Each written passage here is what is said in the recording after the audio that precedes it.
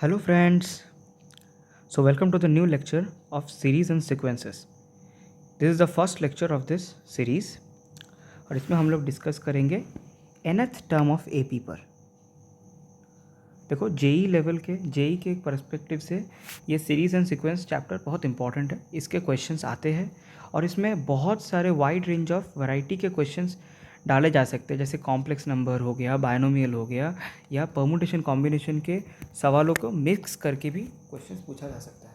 तो वैसे आज तो ये लेक्चर 1 है, इसीलिए हम लोग आज सिर्फ nth टर्म ऑफ एपी पर चर्चा करेंगे और उस पर कुछ जेई के क्वेश्चंस भी लगाएंगे और लास्ट में आप लोगों के लिए होमवर्क भी है।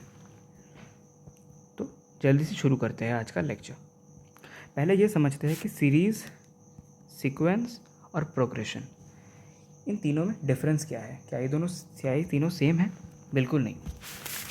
जो सीरीज़ है, पहले हम लोग सीक्वेंस समझते हैं। देखिए, जो सीक्वेंस है ना, ये होता है एक लिस्ट ऑफ नंबर्स। कोई भी लिस्ट ऑफ नंबर्स हम उसे सीक्वेंस कह सकते हैं। कोई भी लिस्ट ऑफ नंबर्स, मैंने ऐसे लिख दिया 1 3 5। मैंने यहाँ पर एक पैटर्न दिख रहा है, पर नहीं, मैंने पैटर्न ब्रेक कर दिया। कुछ भी लिख सकते हो तुम यहाँ पर। ये हो गया तुम्हारा सीक्वेंस। फिर ये सीरीज़ क्या होता है? ये सीरीज़ होता है यही same cheese, a sequence but with arithmetic operators.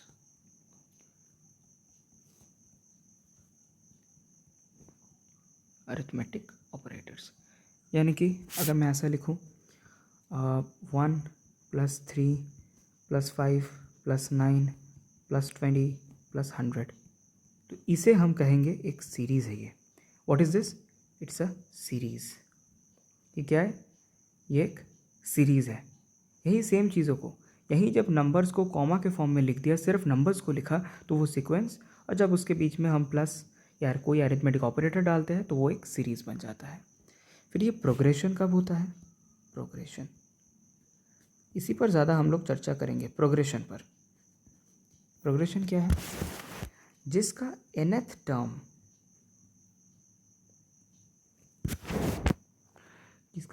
Term, can be expressed algebraically. आप लोग नोट्स ज़रूर लीजिएगा, नोट करिएगा, ज़रूरत पड़े तो वीडियो को पॉज कीजिएगा और नोट्स लीजिएगा। nth term can be expressed algebraically. यहाँ पर तुम लोग देख सकते हो बिल्कुल रैंडम है, कोई पैटर्न नहीं दिख रहा। पर अभी मैं अगर ऐसा लिखूँ 1 3 5 7 9, ये क्या है? ये फिफ्थ टर्म है। फिफ्थ टर्म को हम क्या लिख सकते हैं? 1 प्लस ये 2 का डिफरेंस, तो 2 × 9। 9 को लिखो कैसे? ऐसे 5 - 1, यानी कि कहीं ना कहीं हमने इसको एक nth टर्म के फॉर्म में लिखा है। देखो, n के फॉर्म में हमने उस टर्म को लिख दिया। ऐसा कुछ भी हो सकता है, ये तो भले ये हो गया AP का फॉर्मेट, कुछ भी हो सकता है। तुम n² के फॉर्म में लिख सकते हो, ऐसा लिख सकते हो 1², 2², 3², ऐसा चलता जाएगा, लास्ट में n²।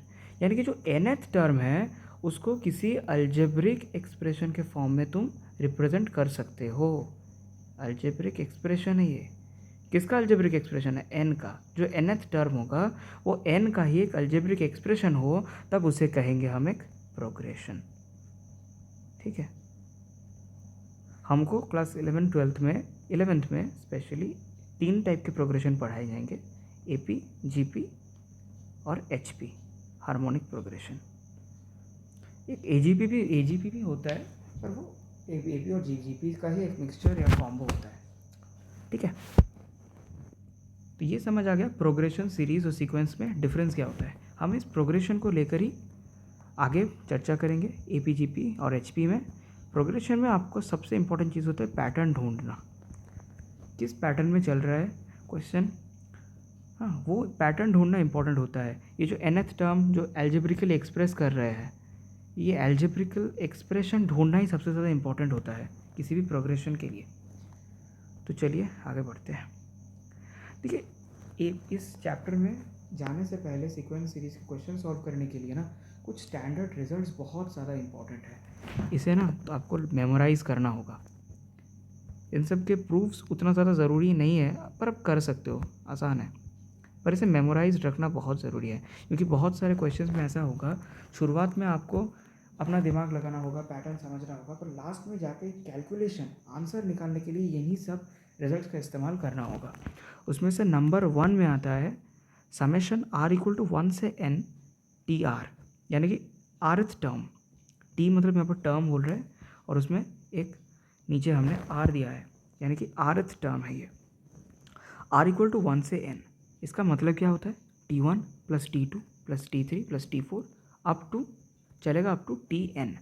r इक्वल टू 1 से शुरू हुआ और देखो r इक्वल टू n तक चला है, और इनका समेशन, ये जो सिंबल होता है ये समेशन का होता है, एडिशन। ठीक है, तो ये मेमोराइज करना हो, ये तो चलो ये तो एक प्रॉपर्टी हो गया। अगला भी प्रॉपर्टी है, r इक्वल टू 1 से n T R plus T.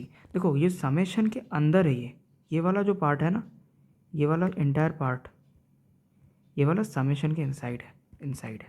ठीक है, अगर समेशन के अंदर एक सम रहे तो उसे तुम तोड़ सकते हो, समेशन को हम तोड़ सकते हैं। देखो मैंने तोड़ा है, समेशन r इक्वल टू 1 से n टी आर, इसे अलग से तोड़ दिया, ये देखो, और समेशन r इक्वल टू 1 से n टी, उसे भी तोड़ दिया।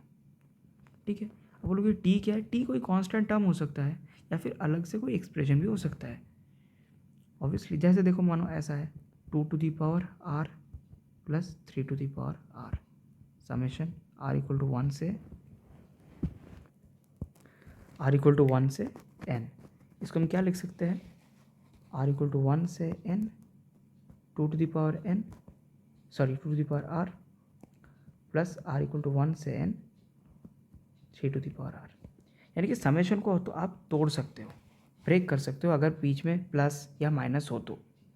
ठीक है, माइनस होगा तो आप थोड़ा सा ध्यान दीजिएगा साइंस वाइंस का, अदरवाइज हम इसे तोड़ सकते हैं। ये इंपॉर्टेंट प्रॉपर्टी है, आगे चल के यूज़ होगा। ठीक है, और ये चीज़ें समेशन के अंदर है।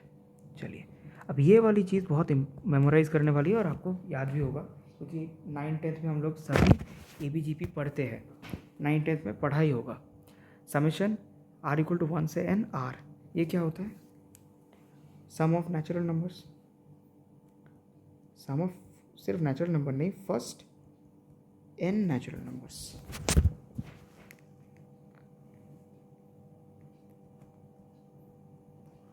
ठीक है, sum of first n natural number का सम होता है n इंटू n प्लस 1/2।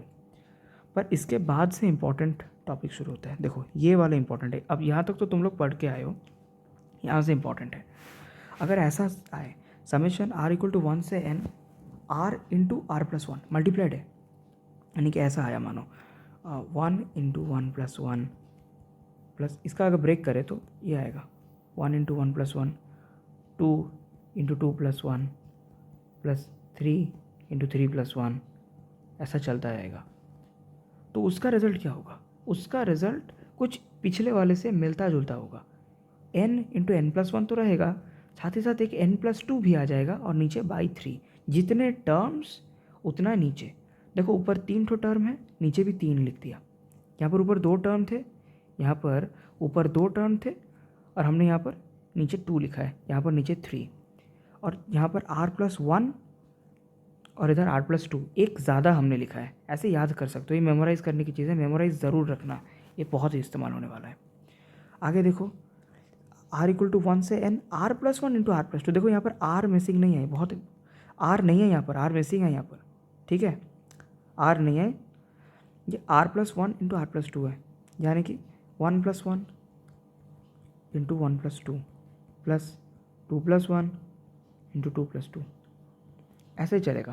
ठीक है, तो ये है सीरीज़। यहाँ पर r नहीं है, ये इस वाले से शुरू हुआ है, और इसके अगला जो टर्म है r plus 1 into r plus 2, इसका करोगे तो r प्लस 2 से जस्ट ज़्यादा जो है n प्लस 3, r प्लस 2 था, यहाँ पर देखो n प्लस 3 हुआ, और उसके पहले एक n लगा दिया, और जितने टर्म्स हुए टोटल हो गए नीचे 4। ऐसा फिर तुम लोग r plus 2 into r plus 3 के लिए भी कर सकते हो। समेशन r इक्वल टू 1 से n r plus 2 into r plus three हो जाएगा n into n plus one n plus two n plus three n plus four divide by five, ऐसा चलेगा। तो ये पैटर्न समझना इंपॉर्टेंट है। पैटर्न जो है ना वो पैटर्न समझ लो, बड़े क्वेश्चंस के लिए, टफ क्वेश्चंस के लिए इस्तेमाल होगा। ये वाला देखो, ये 2r-1 क्या होता है, इसको थोड़ा सा तोड़ के देखते हैं। r=1 पुट करें तो ये पहला टर्म आता है 1, 2 इंटू 1 -1। अगला टर्म आता है 2 इंटू 2 4 -1 3। अगला टर्म इसी तरह से आता है 5 7।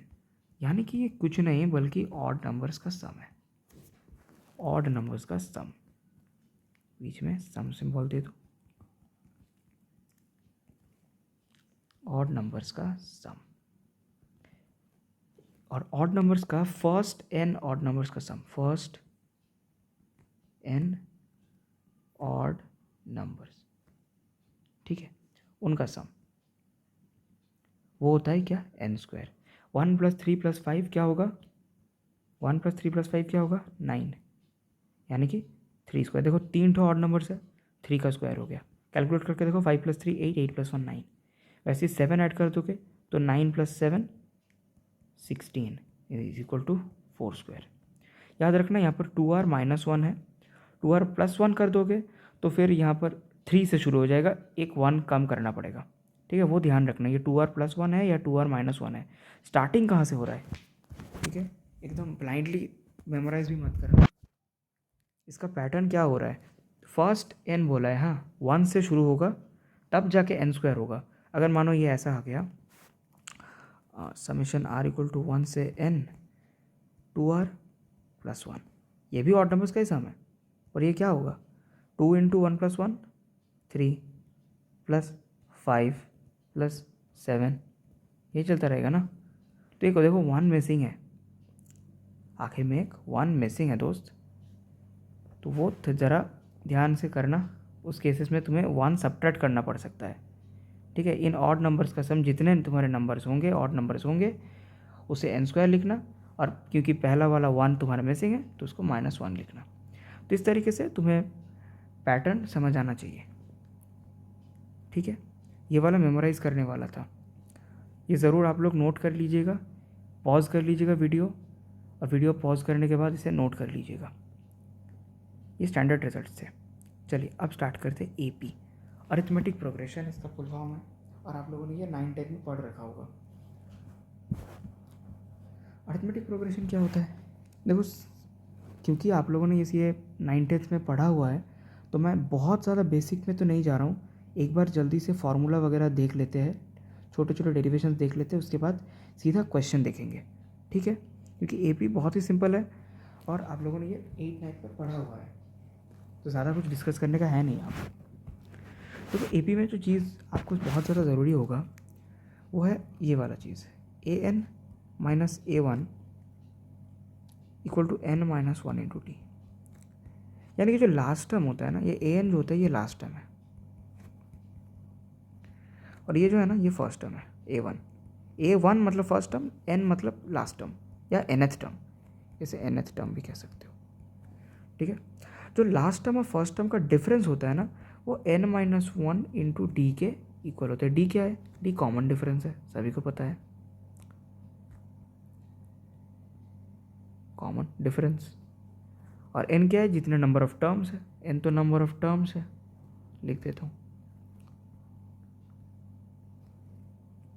ये लास्ट टर्म को अगर लास्ट टर्म से अगर फर्स्ट टर्म को सब्ट्रैक्ट करोगे तो n - 1 × d बचेगा, ठीक है। ये वाला फॉर्म थोड़ा याद रखना, इसी को हम लोग एक्चुअली nth टर्म का फार्मूला ऐसे लिखते हैं, an = a1 + n - 1 × d। पर ये फील लेना ज़रूरी है कि लास्ट टर्म से अगर फर्स्ट टर्म को माइनस करोगे तो n - 1 whole multiplied by the common difference, ये आता है, ठीक है। या फिर ऐसे भी आ सकते हो कि nth टर्म होता है वो होता है a1 + n - 1 × d, जहाँ पर a1 फर्स्ट टर्म है, n तो आपका नंबर ऑफ टर्म्स और d होता है आपका कॉमन डिफरेंस, ठीक है। अच्छा, यहाँ पर एक और चीज़ जो समझने वाली है वो ये है कि देखो थोड़ा सा इस पर चर्चा करते हैं, इस चीज़ पर। ये जो an है इसको हमने लिखा a1 plus n minus one into D. थोड़ा सा एक्सपैंड करते हैं, इक्वल टू A1, इस ब्रैकेट को खोल दो तो n d minus d, n into d minus d. अब इसको फिर से लिखो, equal to A1 minus d plus n d. ऐसा क्यों किया? देखो ये A1 जो है ना, ये भी एक कांस्टेंट टर्म है, कांस्टेंट, और ये D जो है ना, ये भी कांस्टेंट होता है किसी भी AP में। फर्स्ट टर्म और जो कॉमन डिफरेंस होता है वो कांस्टेंट होता है। A और D दोनों ही कांस्टेंट होना चाहिए AP में, तभी तब जाके होगा। ऑफकोर्स A तो कांस्टेंट होगा ही और D को भी कांस्टेंट होना पड़ेगा, तब जाके उसे हम AP कहते हैं, ये तो आपको पता ही होगा। तो A1 माइनस डी, ये जो है ना, ये एंटायर टर्म ही आपका कांस्टेंट हो गया, और एन डी जो है ये वेरिएबल है। यानी कि कहीं ना कहीं ये जो nth टर्म है ना AP का, इस nth टर्म को अगर हम Tn से डिनोट करें तो कहीं ना कहीं एक कांस्टेंट टर्म A प्लस एक कांस्टेंट, ये कांस्टेंट क्या है? ये कांस्टेंट कुछ नहीं बल्कि कॉमन डिफरेंस है, मल्टीप्लाइड बाई n मतलब nth टर्म। जितना नंबर टर्म पूछेगा उतना ही नंबर यहाँ पर भी होगा। ये होता है nth टर्म ऑफ AP का representation, nth term of AP ऐसा दिखता है। सवाल में अगर मानो बहुत सारे ऐसे सवाल आपको दिखेंगे बोर्ड्स लेवल में भी, और कभी कभार जेमेंस में तो नहीं, इतना आसान नहीं पूछेगा, पर बोर्ड्स में कभी कभार पूछ देता है कि 3 + 5n एक टर्म है Tn इक्वल टू 3 + 5n। बताओ इस टर्म, इस AP का ये AP है या GP है? अगर ये AP है तो इसका कॉमन डिफरेंस क्या होगा? जब ऐसे तुम फॉर्म देखोगे, अगर ये फॉर्म तुमने देखा A + bn वाला फॉर्म, A + bn वाला फॉर्म अगर तुमने कहीं देखा तो तुरंत समझ जाना ये AP है, AP का nth टर्म है। ठीक है, अगर 3 + 5n है तो n के साथ जो मल्टीप्लाइड है, n के साथ जो मल्टीप्लाइड है, यहाँ पर n के साथ जो मल्टीप्लाइड है, यहाँ पर n के साथ जो मल्टीप्लाइड है, इसे कहते हैं कॉमन डिफरेंस। यानी कि अगर तुमसे पूछा जाए 7 + 2n, ये एक सीरीज़ है 7 + 2n, भाई इसका कॉमन डिफरेंस बताओ, तो कुछ कैलकुलेट करने की ज़रूरत नहीं है। इस हम लोग क्या करते हैं, इसमें पहला टर्म बैठाते हैं, फिर दूसरा n = 1 पुट करते हैं, n = 2 पुट करते हैं। नहीं करने का, जेई वाले बंदे हो, n के साथ जो मल्टीप्लाइड है वही हो जाएगा कॉमन डिफरेंस। यहाँ पर n के साथ मल्टीप्लाइड है 2 तो कॉमन डिफरेंस हो गया 2। अगर यही सवाल आता है 7 या फिर 5 - 2n, इसका कॉमन डिफरेंस क्या होगा? जो n के साथ मल्टीप्लाइड है दोस्तों, n के साथ मल्टीप्लाइड है, n के साथ कहाँ मल्टीप्लाइड है? -n की बात नहीं कर रहा हूँ मैं, n ये है, n के सामने -2 मल्टीप्लाइड है दोस्त, तो CD -2 हो जाएगा। CD मतलब कॉमन डिफरेंस। कैसे हुआ ये तो समझ आ ही गया है, कांस्टेंट टर्म प्लस ND, यही आपका फॉर्म भी बन रहा है Tn का, और हम उस वहाँ से डायरेक्टली इसे निकाल सकते हैं। तो कॉमन डिफरेंस एक बार पता लग जाएगा तो हमें बहुत चीज़ें आसान हो जाएगा। हमें टर्म्स को सब्ट्रैक्ट करके कॉमन डिफरेंस निकालने की कोई ज़रूरत नहीं है। अगर ऐसे सवाल दिया जाए, अगर ऐसा A + bn के फॉर्म में आपको सवाल दिया जाए तो समझ जाना वो AP है और उसका कॉमन डिफरेंस B है। B मतलब जो n के साथ मल्टीप्लाइड जो है, ठीक है। कॉमन डिफरेंस क्या होगा? जो n के साथ मल्टीप्लाइड है वो हो जाएगा आपका कॉमन डिफरेंस। ठीक है, चलो ये चीज़ें अच्छे से समझ आ गई होगी। अच्छा, एक और चीज़ बता दूं, क्योंकि ये आपको हालांकि पता ही होगा, इतना दूर आ गए हो तो 11th में आ गए हो तो ऑब्वियसली पता ही होगा। कॉमन डिफरेंस जो होता है उसका एक छोटा सा ये भी फार्मूला लिख सकते हैं कि Tn - Tn - 1। इसमें नहीं क्या बात है यार, ये वाला टर्म है ना, An = A1 + n - 1 × D, इसमें तुम n की वैल्यू 2 रख दो, n की वैल्यू 2 रखो, A2 = A1 + 2, n की वैल्यू हो गई 2 - 1 D, A2 - A1 = D। ऐसा ही करते जाओगे, n की वैल्यू कुछ भी पुट करते जाओ यार, ये A1 भी बदलेगा ऑफ कोर्स। अगर वो करोगे ना, ऐसा ही देखना, An - An - 1 = D, यानी कि सक्सेसिव टर्म्स का जो डिफरेंस है वो D होता है। ये लिख देता हूँ मैं यहाँ पर, difference of successive terms equal to d, या कॉमन डिफरेंस। सक्सेसिव टर्म्स का डिफरेंस जो होगा वो डी होगा, और हमेशा सेकंड से फर्स्ट को डिवाइड सबट्रैक्ट करना। A2 माइनस A1 को डी करना, यह कन्फ्यूज़न बहुत लोगों को होता है। A2 माइनस A1 डी होता है, A1 माइनस A2 मत कर देना, फर्स्ट से सेकंड को मत डिवाइड मत सबट्रैक्ट करना। सेकंड टर्म से फर्स्ट टर्म को सबट्रैक्ट करोगे तो डी आएगा, वैसे ही थर्ड टर्म से सेकंड टर्म को सबट्रैक्ट करोगे तो भी डी आएगा, सेम वैल्यू होगा। तो ये तो समझ आता ही है, तो ये सब यूज़ करेंगे। क्वेश्चंस भी छोटे छोटे पॉइंट्स बहुत यूज़ होते हैं। ये वाला पॉइंट इंपॉर्टेंट है और ये वाला पॉइंट बहुत ज़्यादा इंपॉर्टेंट है, यही सबसे इंपॉर्टेंट है। बाकी तो सब पता ही था। T n equal to a plus b n, ये फॉर्मेट अगर दिखा तो डायरेक्टली आप ए पी लिख दोगे इसको, और उसका कॉमन डिफरेंस भी आपको पता होगा। चलिए, ये इंपॉर्टेंट है।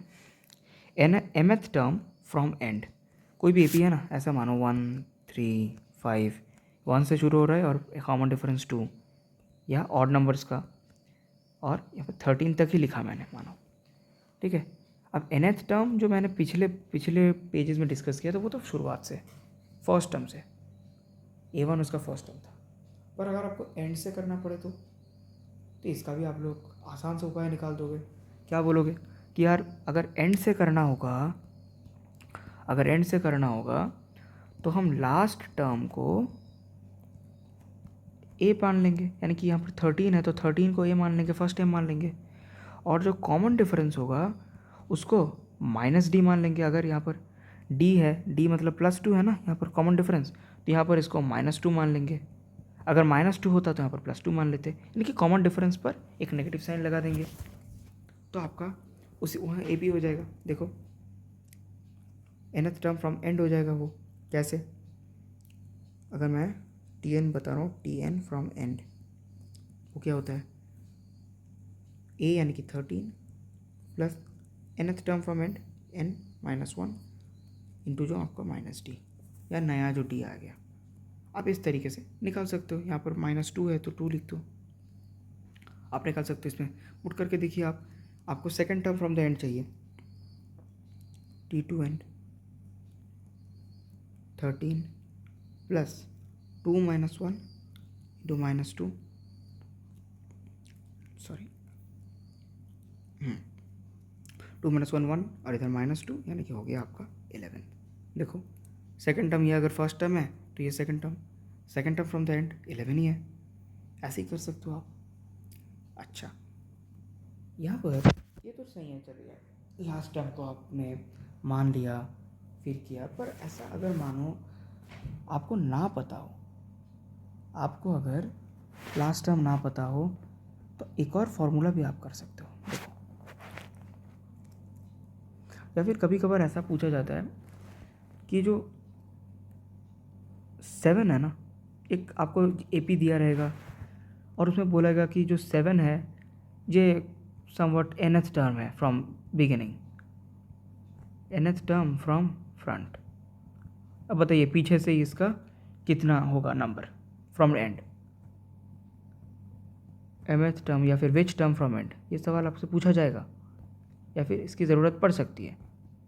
विच टर्म फ्रॉम एंड आपको बता देगा लास्ट टर्म क्या है, तो उस टाइम पे आप कर तो सकते हो ऐसा, ये प्रोसेस निकाल के ऐसा वाला फार्मूला वगैरह बना कर सकते हो आप, पर उसमें टाइम जाएगा। इसमें मैं एक छोटा सा शॉर्टकट फार्मूला बता देता हूँ, आसान होगा आपके लिए। mth टर्म फ्रॉम फ्रंट, या फिर फर्स्ट लिखते हैं, mth term from first is equal to T of n minus m plus 1, ये बहुत इंपॉर्टेंट है, फ्रॉम बैक। कैसे देखते हैं, 1 3 5 7, यही वाला एग्जांपल लेते हैं। देखो 1 3 5 7 9 11 13, ठीक है, ये मैंने ए पी लिया। अब देखो ये जो इसमें मानो मैंने वही वाला क्वेश्चन 7th, ठीक है, ये 7 क्या है, फोर्थ टर्म फ्रॉम बिगिनिंग है, फोर्थ टर्म फ्रॉम फर्स्ट है। फिर टोटल कितना टर्म है, टोटल टर्म्स यानी कि जो n आपका है वो है 7। टोटल को 7 टर्म्स है, 1 3 5 7 9 11 13, 7 टर्म्स है और ये 4th टर्म है। तो आपको लगेगा कि यार तब तो बहुत ही आसान है, टी फ्रॉम बैक क्या हो जाएगा, टी ऑफ 7 - 4। पर दोस्तों रुको, 13 11 9 7, देखो ये तो 4th टर्म है, ये जो है ये तो 4th टर्म फ्रॉम बैक है। एक्चुअली आपने जब सब्ट्रैक्ट किया ना तो आपने यहाँ तक सब्ट्रैक्ट किया, ये 7 को आपने इंक्लूड नहीं किया, उसको भी मैंने इंक्लूड कर दिया, ठीक है, उसको भी इंक्लूड करना पड़ेगा। आप जब सब्ट्रैक्ट करते हो, जिससे सब्ट्रैक्ट करते हो ना, अगर आपने 7 - 4 किया तो यार आपने इतने सारे टर्म्स को सब्ट्रैक्ट कर दिया, पर ऐसा नहीं करना था आपको। आपको तो इसका टर्म चाहिए, ये कितना नंबर टर्म है इसे तो इंक्लूड करना है, इसीलिए मैंने यहाँ पर एक +1 किया। ये जो +1 है, ये +1 लोग भूल जाते हैं, बहुत इंपॉर्टेंट है ये +1 इंपॉर्टेंट है। ये क्या हो जाएगा, T4, टी ऑफ 7 - 4 +1, 3 + 1 4। ऐसे ही अगर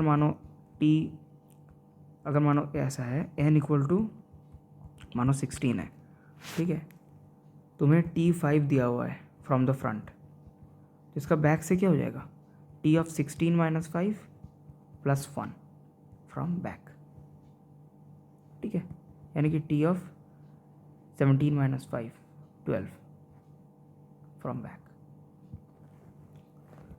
ये समझ में आया ना, ये चीज़ इंपॉर्टेंट है। 5 + 12 आपको लगेगा कि यार तो 17 हो गया, टर्म्स का तो सेम नहीं है, पर यार तुम्हें वो जब सब्ट्रैक्ट कर रहे हो तो सब्ट्रैक्ट करते वक्त उस टर्म को भी इंक्लूड करना है। सब्ट्रैक्ट जब करते हो ना तो वो टर्म तुम ओमिट कर जाते हो, तो इसीलिए तुम लोगों का गलत आ सकता है। तो ये वाला टर्म ये इंपॉर्टेंट है, जब तुम सब्ट्रैक्ट करते हो तो तुम्हारा उसके पिछले वाला टर्म यानी कि ये जो 9 होगा यहीं तक आपका नंबर आएगा, ये वाला ओमिट हो जाएगा 7, उसे इंक्लूड करने के लिए +1 रहेगा। तो आपको ये फार्मूला ज़रूर नोट करना है, ये फार्मूला बहुत इंपॉर्टेंट है, आपको ज़रूरत पड़ेगा। और ये +1 चाहे आप शायद इस पर थोड़ा सा हाईलाइट भी कर सकते हैं, अच्छा होगा, हाईलाइट कर लीजिए इसे, ये फार्मूला बहुत इंपॉर्टेंट है। चलिए पॉज करके नोट कर लीजिए। और अब आपके सामने आ गया पहला क्वेश्चन, कुछ क्वेश्चन सॉल्व करते हैं। अगर नोट्स आप नहीं बनाओगे तो प्रॉब्लम होगा, बार बार आप वीडियो खोल कर नहीं देख सकते, टाइम वेस्ट होगा, इसीलिए नोट्स ज़रूर बनाइएगा। वीडियो को पॉज करिए और नोट्स बनाइए। फ़िलहाल वीडियो को पॉज करिए और ये क्वेश्चन सॉल्व करिए, इस क्वेश्चन को सॉल्व करिए, खुद से सॉल्व करने की कोशिश करिए। mth टर्म जो है वो 1/n है, nth टर्म जो है वो 1/m है, तो आपको first term minus common difference निकालने के लिए कहा गया है। आप mth टर्म और nth टर्म दोनों के लिए एक्सप्रेशन लिखिए, फर्स्ट टर्म और कॉमन डिफरेंस को कुछ a और d मानिए और फिर शुरू हो जाइए। कोशिश करिए 2 मिनट बाद, 2 मिनट के लिए इसे पॉज करिए, 2 मिनट के लिए क्वेश्चन को सॉल्व करने की कोशिश करिए, बहुत कॉमन क्वेश्चन है।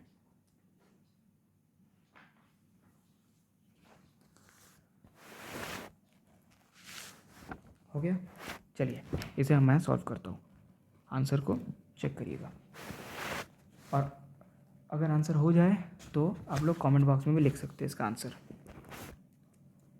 चलिए करते हैं। देखिए जो TM है ये mth टर्म है, तो ऐसा मान लेते हैं जो आपका फर्स्ट टर्म है ना वो a है और कॉमन डिफरेंस जो है उसका वो है d, common difference d, first term a। अब देखिए TM क्या हो जाएगा, a + m - 1 × d, ये हो गया आपका TM mth टर्म, उसकी वैल्यू 1/n दी हुई है।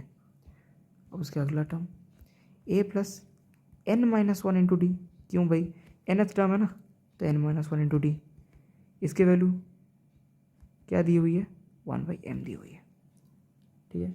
अब कुछ नहीं करना है यार, बस n को उधर ले जाओ मल्टीप्लाई करके और फिर सॉल्व करो, आसान सा क्वेश्चन है। देखो कैसे, a + md - d = 1/n, मैं इसी को सॉल्व कर रहा हूँ। देखो इम्प्लाइज an + mnd - nd = 1। ठीक है, ये एक मैंने इक्वेशन बना के रख दिया, दोनों इक्वेशन को ही सॉल्व करना पड़ेगा तुम्हें। ये हो गया। इसको थोड़ा सा यूज़ करते हैं, देखो क्या मिलता है यहाँ से। ए एम प्लस सॉरी बस m n t minus m d equal to 1। देखो ये एम एन डी है ना, ये एम एन डी दोनों में ही कॉमन है कि नहीं? एम एन डी दोनों में ही कॉमन है, क्या बोलते हो? और अगर ध्यान से देखो तो आर एच एस भी दोनों का सेम है। इन दोनों का आर एच एस दोनों ही 1 है और एक टर्म भी कॉमन है यार, इन दोनों का आर एच एस सेम है, तो दोनों को इक्वेट कर देते हैं, कुछ मिल सकता है। देखो a n plus m n d minus n d equal to 1 था, और 1 इक्वल टू क्या है, ये वाला a m plus m n d minus m d. ठीक है, एम एन डी और एम एन डी कट गया। अब क्या करना, ये अब तो आसान है कि नहीं? देखो अब तुम लोग क्लबिंग करो, ए एन माइनस ए एम करो, ए के 2 टर्म्स है उसे एक तरफ कर दो, और एन और यानी कि डी के जो टर्म्स है उन्हें एक तरफ करो। 1 की ज़रूरत पड़ी नहीं हमें, n d minus m d. यहाँ से ए कॉमन जाएगा, ए एन माइनस एम, और ये डी एन माइनस एम। अब ये जो n है ना और m है, ये दोनों इक्वल नहीं हो सकते, नहीं तो क्वेश्चन का कोई मीनिंग ही नहीं होगा। एन और एम दोनों इक्वल नहीं हो सकते, एन और एम ऑब्वियसली दोनों जीरो भी नहीं होंगे, क्योंकि 1/n 1/m अनडिफाइंड हो जाएगा फिर। तो फिर आप इन n माइनस एम और n माइनस एम को काट सकते हो, क्योंकि n not equal to m है। वैसे क्वेश्चन में दिया नहीं था, पर ये कॉमन सेंस है। ऑफकोर्स n और m इक्वल हो जाएगा तो क्वेश्चन का मीनिंग नहीं होगा, यानी कि यहाँ से क्या आ जाएगा, a इक्वल टू डी, यानी कि a माइनस डी की वैल्यू कितनी, 0, 0। ये आपका आंसर 0 हो गया, आपका आंसर। जिन लोगों ने भी 0 आंसर दिया था कमेंट बॉक्स में, उनके लिए थम्स अप भाई। चलिए अगला क्वेश्चन, ये बहुत इंपॉर्टेंट कॉन्सेप्ट है, और ये एक छोटा सा कॉन्सेप्ट बोलिए या फिर ट्रिक बोलिए, जो भी बोल सकते हैं, ये बहुत इंपॉर्टेंट है, इसे ज़रूर नोट करिएगा। और ये जो कॉन्सेप्ट देने जा रहा हूँ ना, ये कॉन्सेप्ट आगे चल के बहुत सारे क्वेश्चंस में यूज़ भी होगा। ठीक है, बहुत सारे क्वेश्चंस में यूज़ होगा। और ये आप सीरीज़ के ऑलमोस्ट जितने भी आपको फ्रैक्शनल पार्ट्स दिखेंगे ना, जितने भी फ्रैक्शनल क्वेश्चंस होंगे, फ्रैक्शन इन्वॉल्व करेंगे आगे चल के, बहुत सारे ऐसे क्वेश्चंस होंगे जिनमें फ्रैक्शंस होगा। उन फ्रैक्शंस के सभी क्वेश्चंस में ये चीज़ एप्लीकेबल होता ही है, लास्ट में या शुरुआत में। देखो मैं छोटा सा एग्जांपल देता हूँ, 1 इंटू 2 प्लस 1 या फिर पहले इसी से शुरू करता हूँ, इसी क्वेश्चन को शुरू करता हूँ। देखो मैंने बताया था a n minus a of n minus 1 ये डी होता है, यानी कि जो सक्सेसिव टर्म्स का डिफरेंस होता है वो तो डी होता है। अब तुम लोगों ने हाँ भी बोला था, हाँ होता है। अब इसका इस्तेमाल करेंगे यहाँ पर, कैसे? अगर ए एन माइनस 1 डी होता है तो A2 माइनस A1 भी तो डी होगा, यानी कि A3 माइनस A2 भी तो डी होगा, हाँ कि नहीं? ऐसा चलता रहेगा। जो आपके कंसेक्यूटिव टर्म्स है, सक्सेसिव टर्म्स है, उनका डिफरेंस तो आपका ऑफकोर्स डी के इक्वल होगा ही। तो चलिए एक काम करते हैं, ये स्टैंडर्ड तरीका है ऐसे क्वेश्चन सॉल्व करने के लिए। ठीक है, ये A1 और A2 और A3, ये जो टर्म्स लिखे हुए हैं ना डिनोमिनेटर में, इनका डिफरेंस सेम है। ये पैटर्न क्या है, इसका पैटर्न समझ लो, देखो आगे यूज़ होगा। पैटर्न ये है कि डिनोमिनेटर्स हैव सेम डिफरेंस। दोस्त A2 माइनस A1 जो तुम्हारा डिनोमिनेटर है पहले में, उसका डिफरेंस डी है, उन दोनों का सब्ट्रैक्ट करोगे तो A3 माइनस A2 उनका भी डिफरेंस डी है, A4 माइनस A3 उनका भी डिफरेंस डी है। ऐसे क्वेश्चंस होंगे तो कैसे करोगे सॉल्व, और वो अगर डिनोमिनेटर्स में हो तो क्या करोगे, या जो डिफरेंस है ना इनका उससे ऊपर नीचे मल्टीप्लाई कर दो, जो भी डिफरेंस है इनका उनसे ऊपर नीचे मल्टीप्लाई कर दो। डिफरेंस क्या है, A2 minus A1 A3 minus A2, उनका डिफरेंस क्या है, डी के इक्वल, तो 1/d से ऊपर, डी से ऊपर नीचे मल्टीप्लाई करो, d/A1 A2 plus d/A2 A3 plus d/A3 A4, ऐसा चलता रहेगा। अप टू डी होगा d by a n minus one a n, ठीक है। अच्छा अब देखो जो मैंने अभी अभी बताया ए टू माइनस ए वन भी तो डी होगा, ए थ्री माइनस ए टू भी डी होगा, इसीलिए तब बताया था ना ये वाला चीज़, ये बहुत ही आसान चीज़ है, पहले ही पढ़ा हुआ है, पर इसे अप्लाई करना होगा। अब इसे अप्लाई करते हैं, a n minus one equal to d, यानी कि सक्सेसिव टर्म्स का डिफरेंस डी होता है, उसे अप्लाई करना सीखना होगा। डी को हम लिख सकते हैं ए टू माइनस ए वन, हाँ भाई लिख सकते हैं, क्यों नहीं लिख सकते। क्या इस डी को लिख सकते हैं, लिख सकते हैं, ए टू ए थ्री। क्या इस डी को भी लिख सकते हैं ए फोर माइनस ए थ्री, हाँ लिख सकते हैं। इस वाले डी को क्या लिख सकते हैं, वहीं a n minus one, successive terms का डिफरेंस डी की इक्वल होता है। हमने उसे ये पता था आज तक, बस इसे आज अप्लाई कर रहे हैं। क्या किया, अब क्या होगा। अब देखो ये एक टेलीस्कोपिक सीरीज़ बन गया जो अपने आप को काटता रहेगा। कैसे देखो, a two minus a one divide by a one a two, इस फ्रैक्शन को तोड़ दो तो a two divide by a one a two हो जाएगा, यानी कि यहाँ से ए टू कट जाएगा, तो इसे एक बार में लिखते हैं वन बाई ए वन, और यहाँ से क्या कटेगा देखो, ये ए वन कट जाएगा तो वन बाई ए टू, ठीक है। अगले टर्म में क्या हो जाएगा देखो, ए थ्री कटेगा तो वन बाई ए टू आएगा, माइनस साइन है यहाँ पर, तो और ए टू कटेगा तो ए थ्री रहेगा। वैसे यहाँ पर ए थ्री रहेगा और उसके बाद minus one by a four, ऐसा चलता रहेगा। डॉट डॉट देना भूल गया मैं, ये बहुत सारे टर्म्स है इसके बीच में, ठीक है, एक आध नहीं, सारे टर्म्स हैं इनके बीच में, मैंने डॉट देना भूल गया था पिछली बार। अब क्या होगा इस पर देखो, ए एन कटेगा तो one by a n minus one minus of one by a n. Pattern समझ रहे हो, क्या पैटर्न है, मज़ा लगा। Minus one by a two कट गया plus one by a two से, minus one by a three कट गया plus one by a three से। क्या पैटर्न क्या है भाई, पैटर्न ये है जो तुम्हारा सेकंड टर्म है ना, वो नेक्स्ट के फर्स्ट टर्म से कट रहा है, कट हो रहा है, हाँ कि नहीं। ये भी देखो, ये सेकंड टर्म था और ये अगले का फर्स्ट टर्म, ये दोनों कट गए, हाँ कि नहीं। यानी कि लास्ट में ऐसे टेलीस्कोपिक सीरीज़ आप ऐसे भी कर सकते हो, one by a one minus one by a two, फिर आप इसे नीचे भी लिख सकते हो। तो ऐसे लिखने से आपको बहुत बार आसानी होती है समझने में पैटर्न, पर हमने यहाँ पर लीनियरली लिखा है, उससे भी आपको समझ आ रहा होगा कि ये जो टर्म्स है ना, ये सेकंड टर्म और उसके अगला फर्स्ट टर्म कैंसिल हो रहा है, तो अगला फर्स्ट टर्म ये भी किसी से कैंसिल हो जाएगा, पर ये तो लास्ट टर्म है ना, किसी का सेकंड टर्म है ये one minus one by a n, इसके बाद तो कोई फर्स्ट टर्म है नहीं, तो ये तो रह जाएगा, और ये वाला तो था ही, ये भी तो कटा नहीं, यानी कि फाइनली क्या बचा, one by a one minus one by a n, ठीक है। अब इसका आप एलसीएम ले लो, आगे भी और सिंप्लीफाई होगा ये, आप एलसीएम ले लो तो a n minus a one by a one a n. अब ये भी मैंने बोला था, a n minus a one क्या होता है, शुरुआत में मैंने फॉर्मूला लिखा हुआ था, नोट्स में चेक करिए।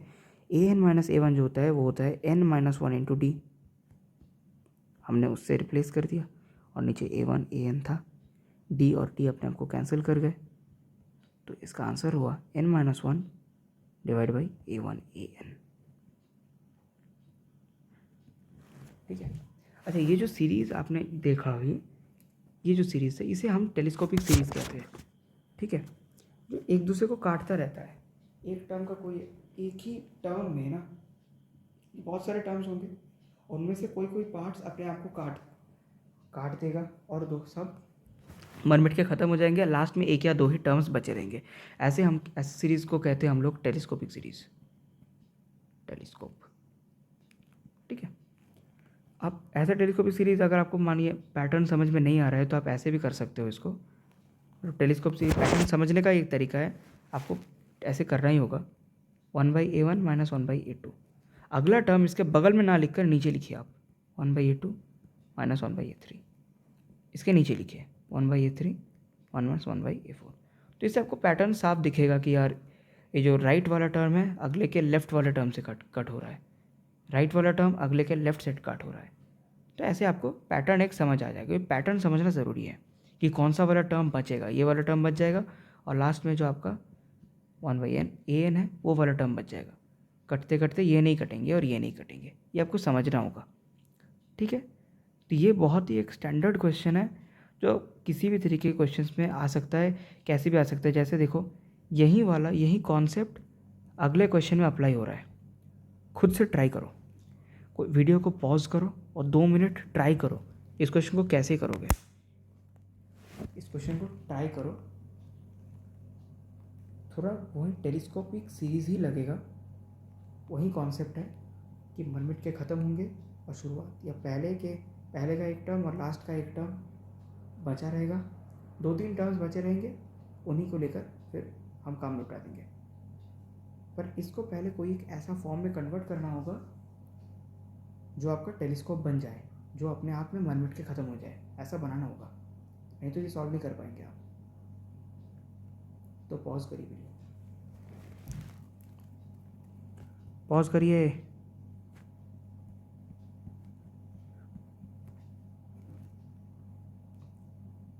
अगर आप लोगों का सॉल्व हो गया होगा तो चलिए देखते हैं इसके सॉल्यूशन को।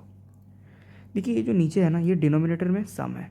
डिनोमिनेटर में अगर सम हो जाता है तो हम लोग उसमें कोई चेंजेस नहीं कर सकते, इसीलिए हम लोग क्या करेंगे, देखो नीचे जब भी रूट होगा ना, डिनोमिनेटर में जब रूट होगा तो एक बार रैशनलाइज के बारे में ज़रूर सोचना। रैशनलाइज, ठीक है, ये वाला चीज़ रैशनलाइज, या फिर किसी भी तरीके से रैशनलाइज डिनोमिनेटर, ये वाला टर्म आपको समझना होगा। अगर नीचे 1/रूट का फॉर्म है, 1/ कोई स्क्वायर रूट का फंक्शन है वगैरह, तो फिर वैसे केसेस में आपको ये रैशनलाइज डिनोमिनेटर ये वाला 90% केसेस में काम करता है, यहाँ पर भी काम करेगा। देखिए मैंने क्या किया, इस 1/√a1 + 1/√a2 था, डिनोमिनेटर को मैंने मल्टीप्लाई कर दिया √a2 - √a1 से, और ऑब्वियसली हमें न्यूमरेटर को भी मल्टीप्लाई करना होगा √a2 - √a1। ठीक है, इसी तरह से अगले को भी √a3 - √a2, और नीचे क्या हो जाएगा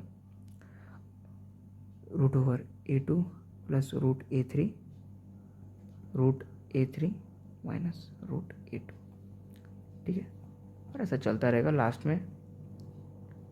वाला टर्म लिखा नहीं है, लास्ट तक टर्म है।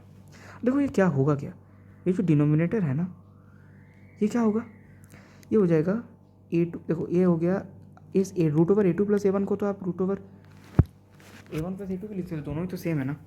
तो ये कुछ नहीं भाई, a + b और a - b का फॉर्म हो गया। a + b × a - b यानी कि a² - b², यानी कि √a2 का स्क्वायर माइनस √a1 का स्क्वायर। क्या ये डिनोमिनेटर में होगा, यानी कि a2 - a1। अरे वाह, a2 - a1 यही तो चाहिए था भाई। यहाँ पर क्या होगा, a3 - a2। कुछ क्लिक कर रहा है, ये a1 a2 a3 a4 an ये सब AP है, यानी कि इनका कॉमन डिफरेंस कुछ D होगा। और a2 - a1 a3 - a2 ये सब तो कांस्टेंट है, यानी कि डिनोमिनेटर आपको कांस्टेंट मिल गया। आपको लग रहा था भाई डिनोमिनेटर कांस्टेंट है ही नहीं, कैसे करेंगे सॉल्व, बट डिनोमिनेटर एक्चुअली हमने कांस्टेंट बना लिया। कैसे किया, ये वाला कॉन्सेप्ट, रैशनलाइज डिनोमिनेटर। ठीक है, उस तरीके से किया, कॉन्जुगेट से मल्टीप्लाई किया और फिर हमने रैशनलाइज किया, और जो न्यूमरेटर में बचा वो भी आपको सर दर्द नहीं देगा। देखो कैसे किया, कैसे होगा ये। इसे अगर तुम एक्सपेंड करोगे तो √a2 -√a1 divide by d मतलब common difference, √a3 - √a2 divide by d, ऐसा चलता रहेगा अप टू, देखो यहाँ पर 3 - 2 है, यानी कि √an - √an - 1 होगा, बड़ा वाला माइनस छोटा वाला डिवाइड बाई डी। ठीक है, ऐसे पैटर्न समझना होगा आपको, सीक्वेंस सीरीज में पैटर्न समझना इंपॉर्टेंट है। ये जो 1/d है, 1/d को बाहर फेंक दो आप, अंदर क्या बचा, आप टेलीस्कोप बना सकते हो इसका, √a2 - √a1। अगले टर्म को लीनियर में ना लिख के टैबुलर में लिखिए ऐसे, √a3 - a2। इससे आपको पैटर्न समझने में आसानी होगी। जैसे भी लिख सकते हैं आप, आपकी मर्ज़ी। लास्ट में क्या होगा, root over a N, root over a n minus one. यहाँ पर क्या हो रहा है देखो, लेफ्ट वाला टर्म अगले के राइट वाले टर्म से कट हो रहा है, ऐसा यहाँ पर भी होगा कहीं से, यहाँ से तो ये वाला भी कट हो जाएगा, क्योंकि इसके पहले तो कोई ऐसा टर्म होगा ना, root over n a n minus one minus root over a n n minus two, ऐसा टर्म हुआ होगा, ये इसके साथ कटेगा। पर ए एन के बाद तो कुछ नहीं है ना, तो ये वाला टर्म बच रह जाएगा और ये वाला टर्म नेगेटिव में रहेगा, पर ये भी बच जाएगा। अल्टीमेटली क्या होगा, 1/d multiplied by root over a n minus root a one. ठीक है, अब इसमें आप आगे और भी कर सकते हो, जैसे फिर से आपने इसको मानिए रैशनलाइज वगैरह कर दिया, न्यूमरेटर को रैशनलाइज कर दिया, root over a n minus root a one, इसको आपने root over a n plus root a one से मल्टीप्लाई कर दिया। ये डी को हटाने के लिए, क्योंकि देखिए ये जो डी है ना, ये आपको क्वेश्चन में दिया नहीं था, तो डी को हटाना होगा आपको, इसीलिए हमने क्या किया, ये ऐसे रैशनलाइज कर दिया न्यूमरेटर को, ताकि ऊपर a n minus a one आ सके। ये भी a plus b into a minus b का फॉर्म है, रूट ओवर ए एन का square a n minus root over a one का स्क्वायर ए वन, ये आ गया divide by root over a n plus root over a one, ये हो गया। ये a n minus a one क्या होगा, n minus one into D divide by d into root over a n plus root over a one, d और d cancel हो गया, यानी कि फाइनल आंसर आपका आया n minus one divide by root over a n plus root over a one, ये हो गया आपका आंसर। ठीक है, तो यार यही ये कॉन्सेप्ट है, ये एक बार ये क्लिक कर गया ना कि ये जो 1/रूट का फॉर्म है, हम इसे रैशनलाइज करेंगे, तो फिर उसके बाद आसान हो जाती है। यही कॉन्सेप्ट है कि डिनोमिनेटर को हमने रैशनलाइज किया, यही मेन कॉन्सेप्ट है। उसके बाद आपका ये टेलीस्कोप में आपको पैटर्न ढूंढना होता है, और कुछ पर्टिकुलर टाइप के क्वेश्चन जैसे 1/रूट के फॉर्म क्वेश्चंस में आपको रैशनलाइज वगैरह करना हो सकता है। चलिए देखते हैं अगला क्वेश्चन। देखिए यहाँ पर आ गया आपका एक और नया टाइप का क्वेश्चन, ये भी पूछा जाता है। ये क्या होता है, nth कॉमन टर्म। यहाँ पर ना अब तक हम लोग काम कर रहे थे एक एपी पर, अब होगा 2 एपी, 2 या 3, आगे चल के 3-4 भी एपी हो सकते हैं। यहाँ पर 2 एपी दिए हुए हैं, देखो ये 2 एपीज़ है, 1 6 11 16 चलता रहेगा, 3 7 11 15 चलता रहेगा। पूछ रहा है कि इन दोनों में 20th कॉमन टर्म क्या होगा। जैसे देखो यहाँ पर एक कॉमन टर्म है 11, ऐसा कुछ देर बाद हो सकता है फिर से कॉमन टर्म आए, जो दोनों में ही है वो टर्म, ऐसा 20th कॉमन टर्म कौन सा होगा बताओ। पॉज करो, एक बार अपना दिमाग लगाओ, पॉज करो 2 मिनट के लिए, फिर सॉल्व करते हैं।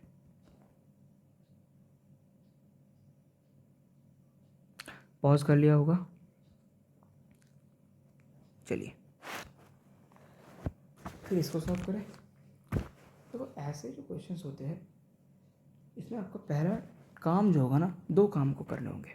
पहला LCM of D1 and D2, यानी कि D1 D2 क्या भाई, इनके बीच का जो कॉमन डिफरेंस है पहले का, और दूसरे का जो कॉमन डिफरेंस है D2, इन दोनों का LCM निकालोगे तो आपका निकलेगा common difference of common terms. अरे ये क्या है भाई, देखो 1 6 11 16, ये 5 के साथ बढ़ रहा है, +5 हो रहा है। यहाँ पर क्या हो रहा है, +4, +5 होगा और यहाँ से +4 होगा, फिर से +5 होगा और यहाँ पर +4 होगा। कहीं ना कहीं जाके तो मिलेंगे, कहाँ जाके मिलेंगे, जहाँ पर 5 और 4 का LCM होगा, यानी कि 20 में। कैसे, 5 + 5 ऐसे 4 ठो टर्म होगा, तब आपको 20 मिलेगा, और ऐसे 4 + 4 करते हुए 5 को टर्म होगा तो भी आपको 20 मिलेगा, तो वो कॉमन टर्म होता है। ऐसे कॉमन टर्म्स ढूंढने का तरीका होता है LCM ऑफ D1 D2। दोनों के कॉमन डिफरेंस के LCM जो निकलेगा वो होगा common difference of the common terms. बहुत सारे कॉमन टर्म्स हैं, एक कॉमन टर्म नहीं होगा एक एपी में, बहुत सारे कॉमन टर्म्स हो सकते हैं, और वो कॉमन टर्म्स भी एपी में होंगे। ये बहुत इंपॉर्टेंट है। देखिए ये जो कॉमन टर्म्स होंगे ना कि दो एपी के बीच में, ये भी अपने आप में एक एपी बनाएंगे, ये भी अपने आप में एक एपी बनाएंगे। और उस एपी का आपको कॉमन डिफरेंस मिलेगा कैसे? एलसीएम ऑफ D1 D2 से। जैसे यहाँ पर क्या होगा, यहाँ पर देखो D1 आपका 5 है, +5, और यहाँ पर +4 है, तो आपका यहाँ का एलसीएम क्या होगा? 20, यानी कि कॉमन डिफरेंस यहाँ पर 20 मिलेगा आपको। ठीक है, कॉमन डिफरेंस मिल गया। फर्स्ट टर्म कैसे मिलेगा? फर्स्ट टर्म आपको ऑब्जर्व करके मिलेगा भाई, फर्स्ट टर्म आपको ऑब्जर्व और थोड़ा दिमाग लगा के ही मिलेगा। फर्स्ट टर्म कैसे मिलेगा? ऑब्जर्व करना पड़ेगा कि पहला कॉमन टर्म कौन सा हो रहा है। यहाँ पर तो जैसे दिख रहा है 1 6 के बाद 11 यहाँ पर है, 3 7 के बाद 11 यहाँ पर भी है, दोनों टर्म्स सेम है यार, दोनों टर्म्स कॉमन है। पहला कॉमन टर्म 11 है, यानी कि इस कॉमन टर्म के एपी में फर्स्ट टर्म तुम्हारा हो गया 11। ठीक है, हो गया। अब हो गया। अब सवाल क्या पूछा था भाई? अब तो सवाल बहुत ही आसान है।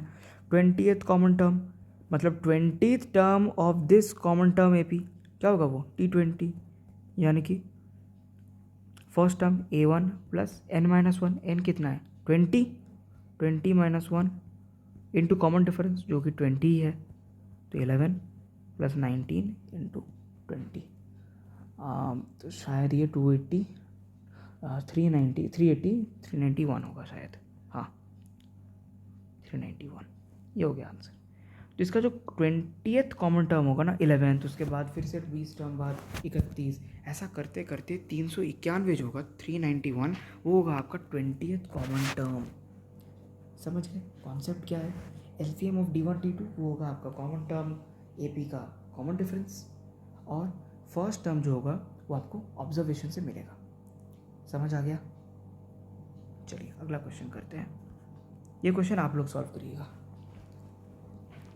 मैं हिंट दे दूंगा, ये आप लोगों का होमवर्क है। एक क्वेश्चन होमवर्क करिए। वैसे होम में ही काम कर रहे हैं आप लोग, घर में ही बैठकर पढ़ रहे हैं, पर ये क्लास में मैं नहीं कर पाऊँगा। इसका आंसर मैं बता दूंगा, चेक कर लीजिएगा।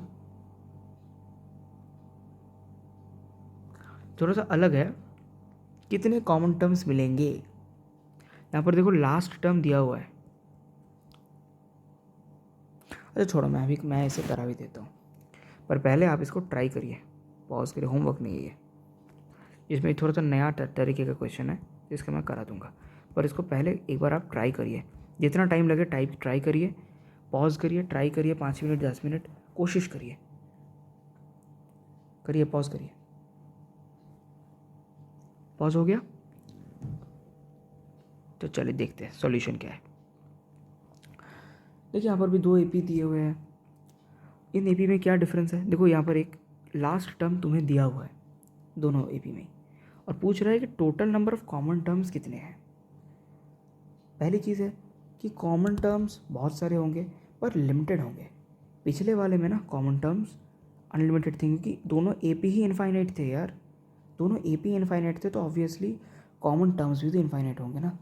पर यहाँ पर कॉमन टर्म्स इनफाइनाइट नहीं है, एपी फाइनाइट्स है, यानी कि कॉमन टर्म का जो एपी होगा वो भी फाइनाइट ही होगा। अब इसका कैसे करें?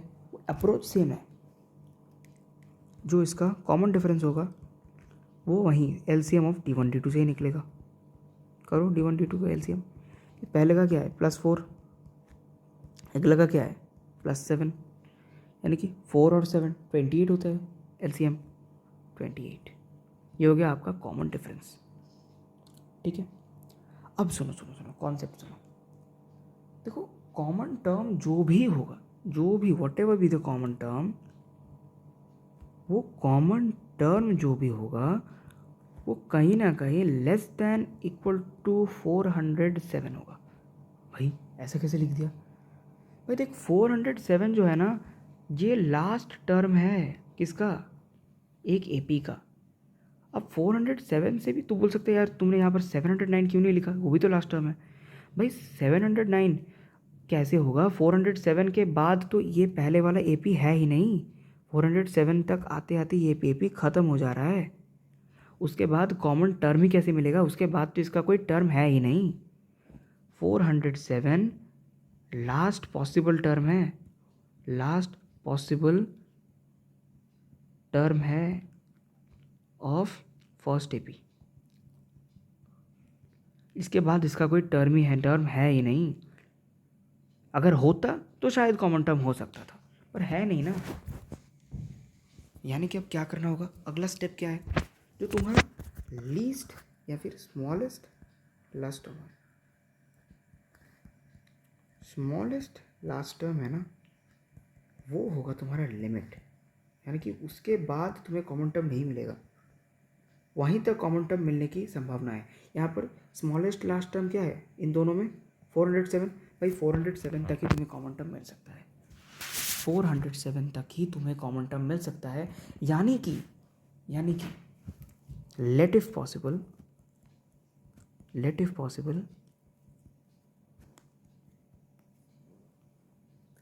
द nth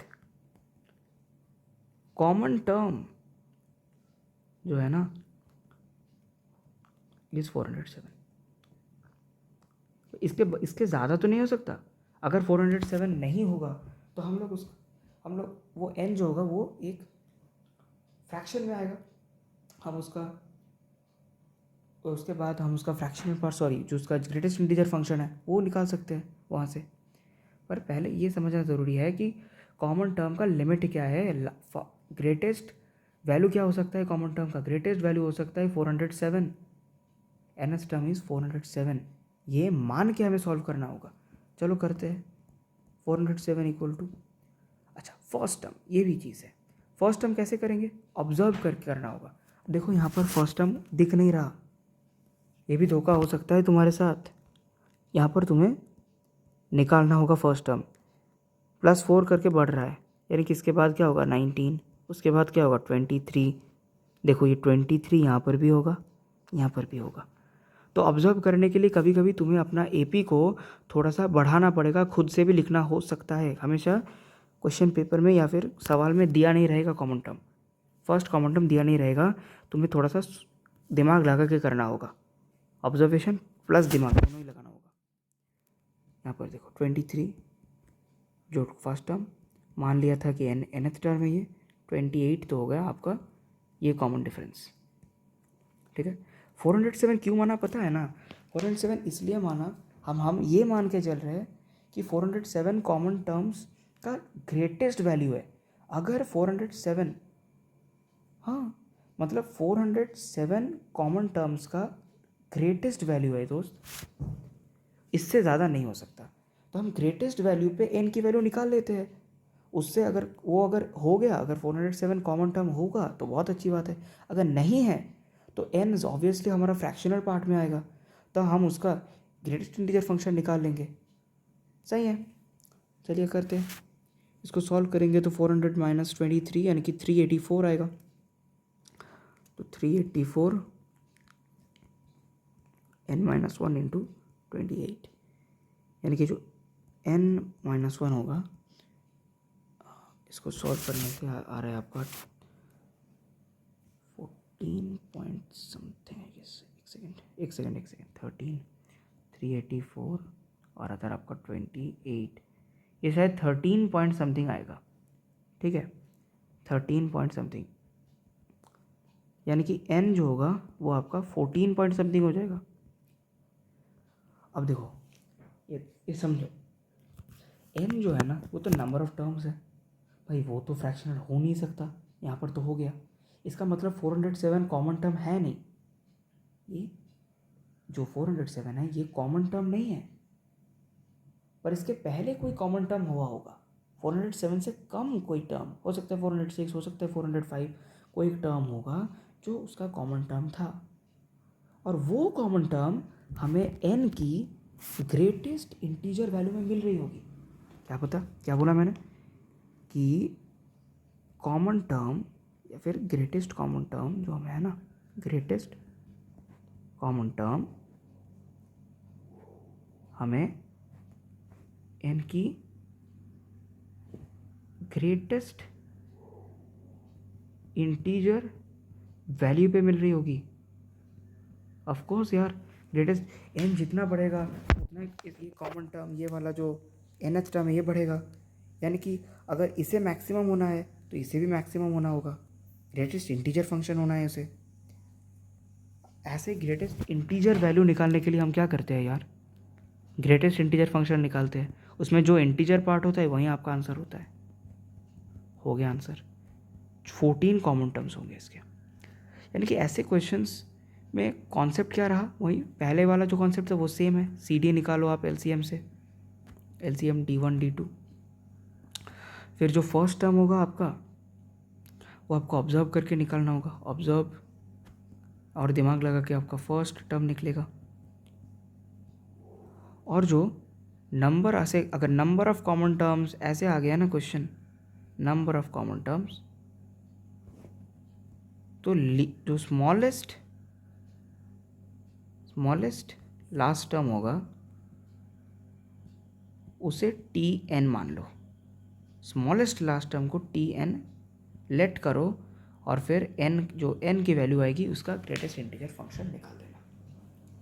ये हो गया, इसका कॉन्सेप्ट भी समझ गए और ट्रिक भी समझ गए। ठीक है, ऐसे सवाल आप लगा पाओगे। अब थोड़ा सा अलग टाइप का क्वेश्चन है, वैसे आसान ही है ये। देखो ये सवाल क्या पूछा है, find the total number of numbers which are multiples of 3 और 7 इन एस। एस जो है ना 1 से 2000 तक सभी नंबर्स है, क्योंकि सेट में दिया हुआ है, ऐसे क्वेश्चंस आते हैं। इसका मतलब है 1 2 3 4 5 6 ये सभी नंबर्स 1 से लेकर 2000 तक, 1 to 2000 बोथ इंक्लूसिव। ठीक है, 1 से लेकर 2000 तक जितने तुम्हारे इंटीजर्स है, ये सभी इंटीजर्स में find total number of numbers which are multiples of 3 और 7। 3 क्या हो सकता है या फिर 7 क्या हो सकता है। ऐसे सवाल आपने ज़रूर सॉल्व किए होंगे बहुत सारे, इसीलिए जल्दी से इसे पॉज करिए और सॉल्व करिए।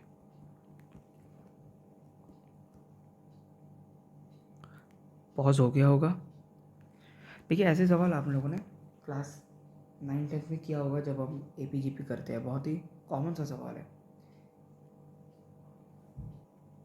तो ऐसे सवालों में क्या करते हैं, देखो जब 3 और 7 बोला जाए ना, यानी कि 3 के सभी मल्टीपल्स भाई इंक्लूडेड होंगे ही होंगे, 3 के जो मल्टीपल्स है, 7 के मल्टीपल्स बोला गया है तो 7 के भी मल्टीपल्स है, ऐड कर देंगे, आसान है कि नहीं। पर सुनो, 3 के मल्टीपल्स में कुछ ऐसे भी तो मल्टीपल्स है जैसे 21 42 जो 7 के मल्टीपल्स में भी आते हैं यार। जब तुमने 3 के मल्टीपल्स लिखे तब तुमने 21 42 63 जैसे नंबर्स लिख दिए, और जब तुमने 7 के मल्टीपल्स लिखे उसमें भी तुमने 21 42 63 जैसे नंबर लिख दिए, क्योंकि ये भी तो 7 के मल्टीपल है और ये तो 3 के भी मल्टीपल है, दोनों ही लिख लिए।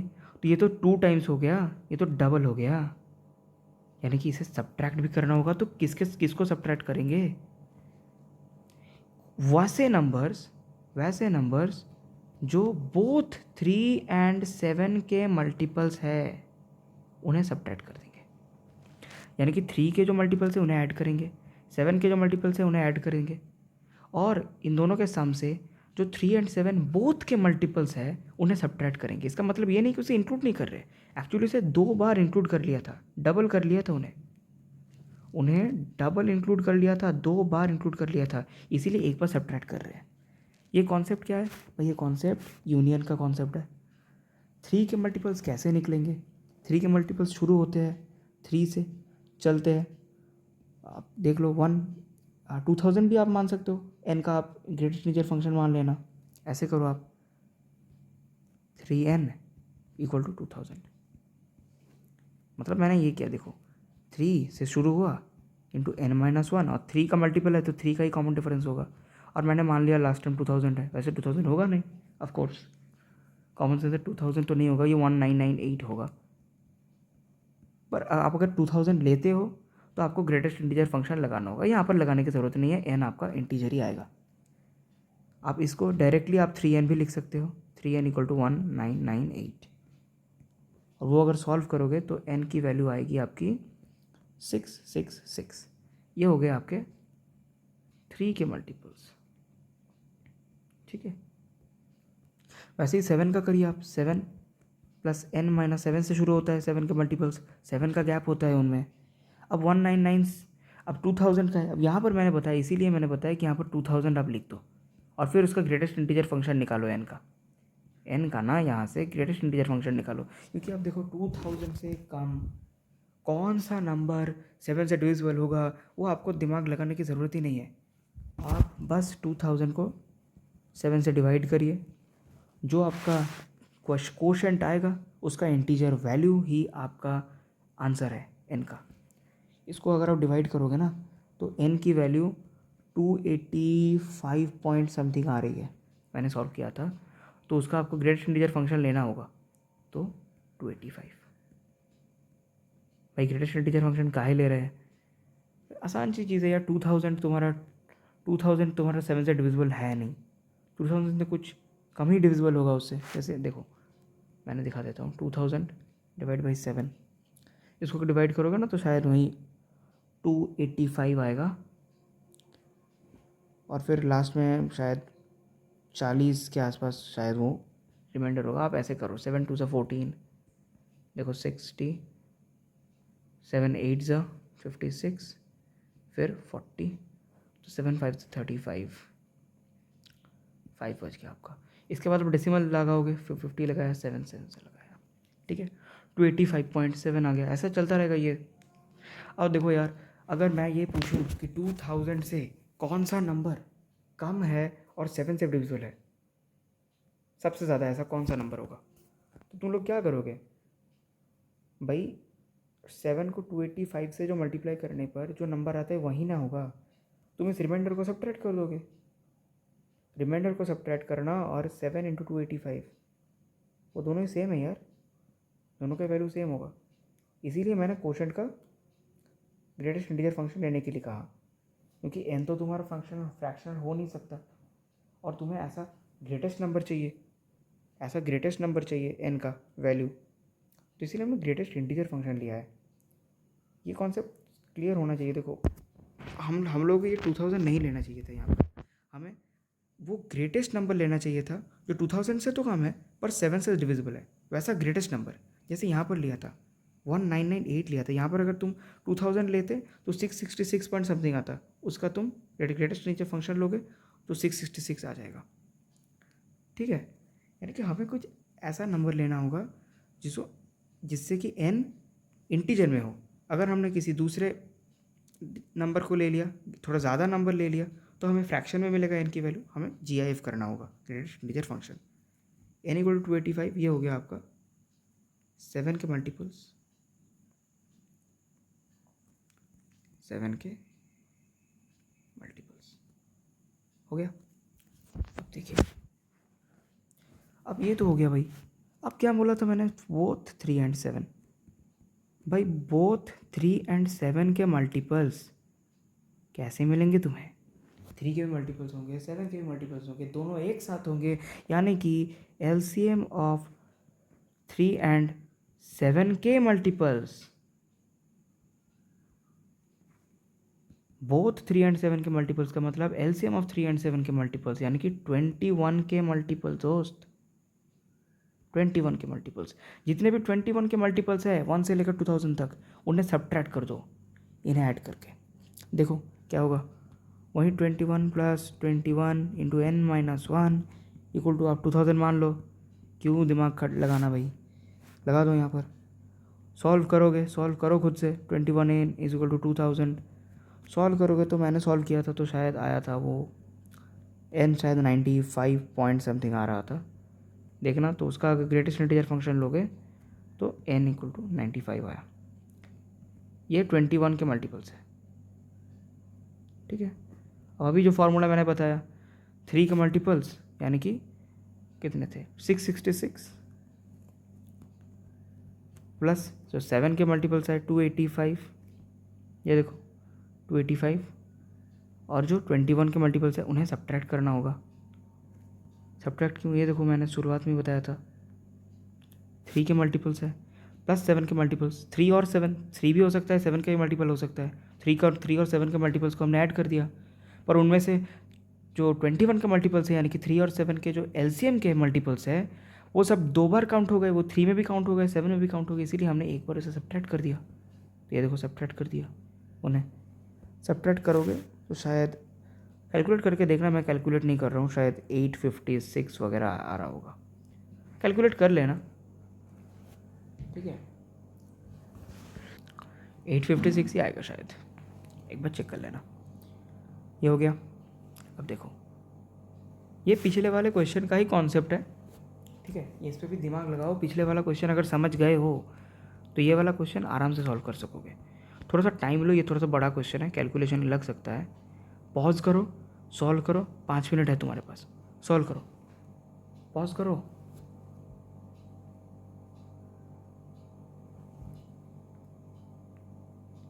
हो गया, चलो। वीडियो थोड़ा लंबा जा रहा है, इसका रीज़न है मैं हर एक क्वेश्चन को बढ़िया से समझा रहा हूँ, ध्यान से समझा रहा हूँ, इसीलिए वीडियो लंबा जा रहा है। जो छोटे वीडियोस होते हैं 20 मिनट 10 मिनट के, भाई वो सब मत देखो, क्योंकि उसमें तुम्हें ज़्यादा से ज़्यादा क्वेश्चंस नहीं दिए जाएंगे, इन डेप्थ नॉलेज नहीं दिया जाएगा, और क्या होगा कि कॉन्सेप्ट मिस हो सकते हैं। वैसे वीडियोस नहीं देखना चाहिए। जो लंबे वीडियोस होंगे, डिटेल्ड वीडियो होगा, इतने 1 घंटे में मैं तुम्हारे साथ तो बकवास नहीं कर सकता ना, इतने सारे क्वेश्चंस मैंने तुम्हारे साथ डिस्कस किए। तो जो लंबे वीडियोस है उन्हें थोड़ा सा प्रेफर करना यूट्यूब में। शॉर्ट्स वगैरह देखकर नहीं पढ़ सकते, मैं खुद भी जेई का स्टूडेंट रहा, शॉर्ट्स वगैरह पढ़ के ना तुम इनकम्प्लीट नॉलेज लगाओगे, ठीक है। तो चलो इस क्वेश्चन में वापस आते हैं। सवाल क्या है, नंबर ऑफ 4 डिजिट नंबर। भाई 4 डिजिट नंबर क्या होता है भाई, 1000 से शुरू होता है, और क्या, ग्रेटर देन 1000 होता है। अब बोल रहा है दैट आर लेस देन और इक्वल टू 2000, यानी कि लेस देन और इक्वल टू 2000, और 4 डिजिट नंबर है, यानी कि 1000 से लेकर जो नंबर होगा ना वो 1000 से तो ग्रेटर ही होगा या फिर इक्वल भी हो सकता है, 2000 से लेस होगा या इक्वल हो सकता है। 4 डिजिट नंबर बोला है, इससे नीचे तो 3 डिजिट हो जाएगा।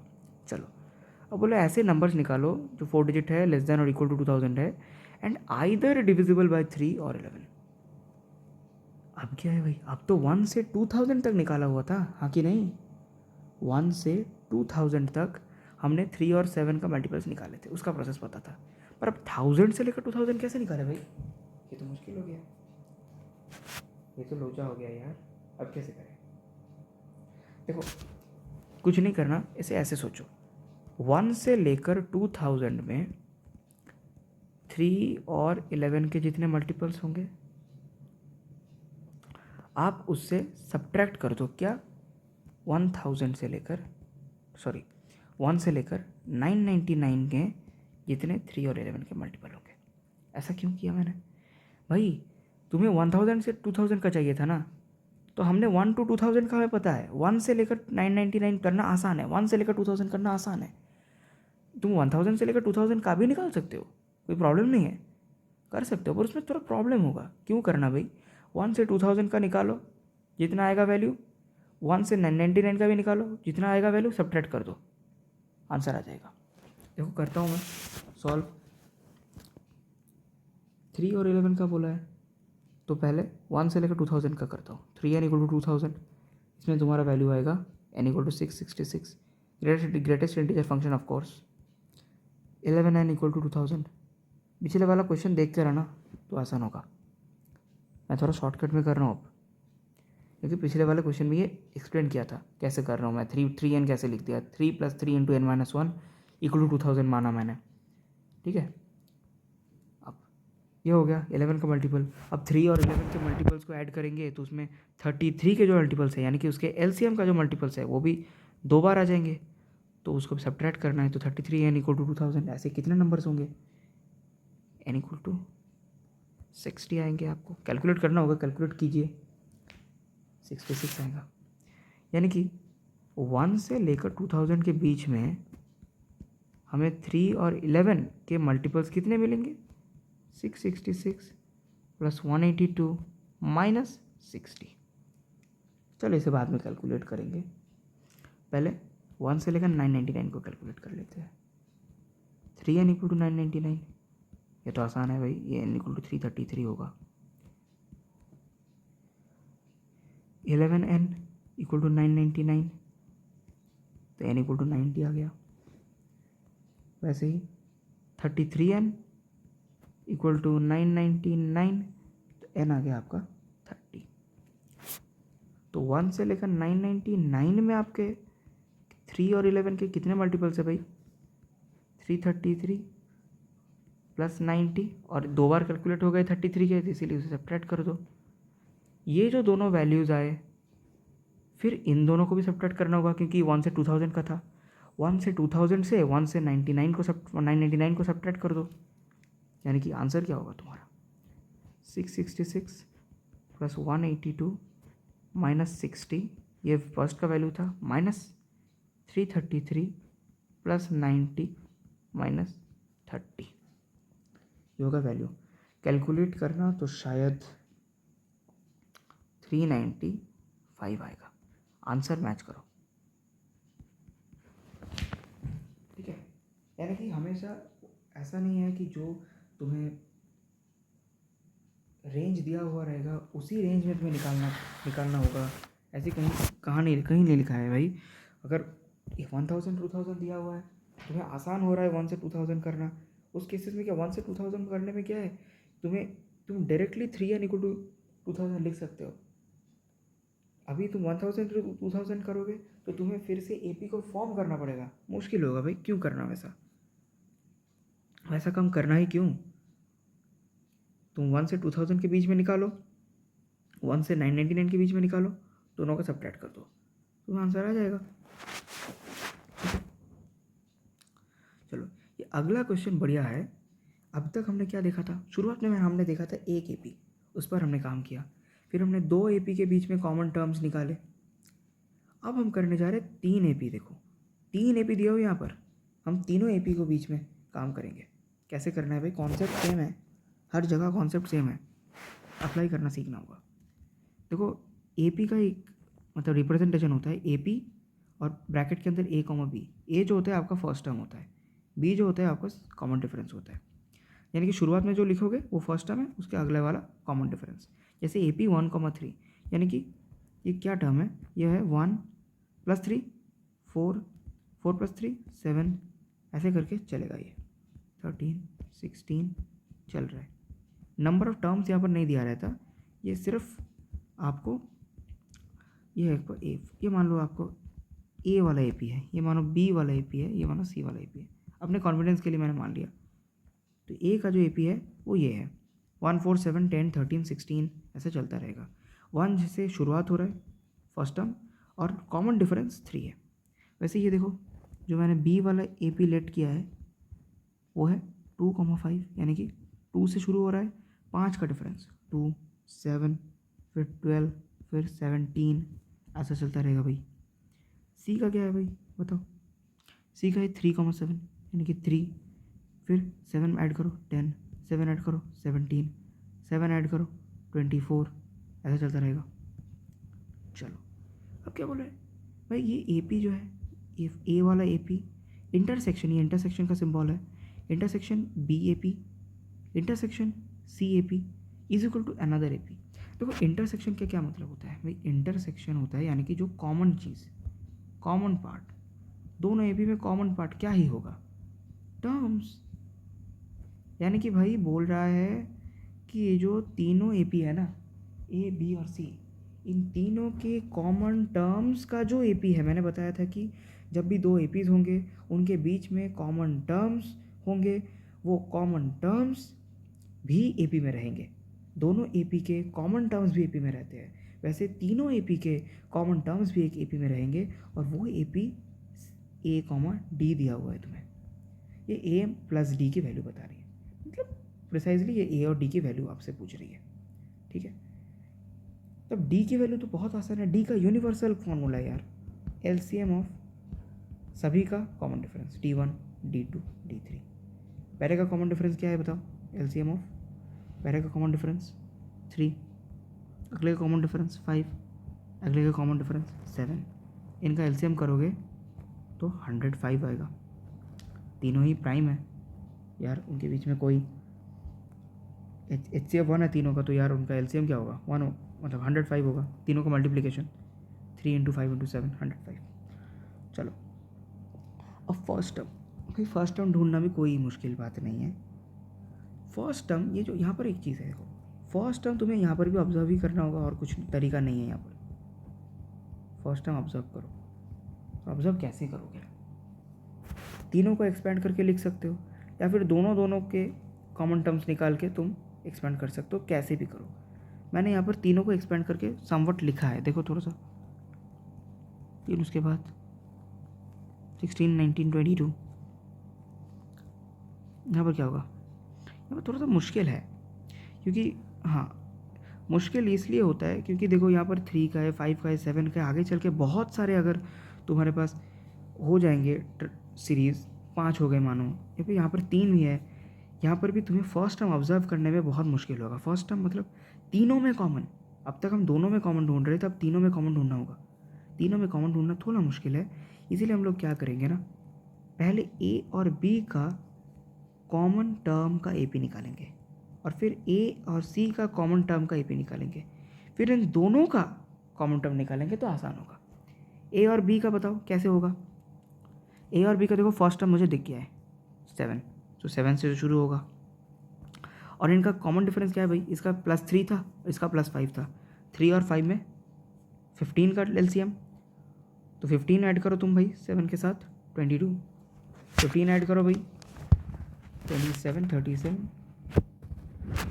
15 ऐड करो 52, चलेगा सही। वैसे ए और सी में निकालो तुम, ऐसे बी और सी में भी आप निकाल सकते हो, ठीक है। आप ए बी और सी में भी निकाल सकते हो।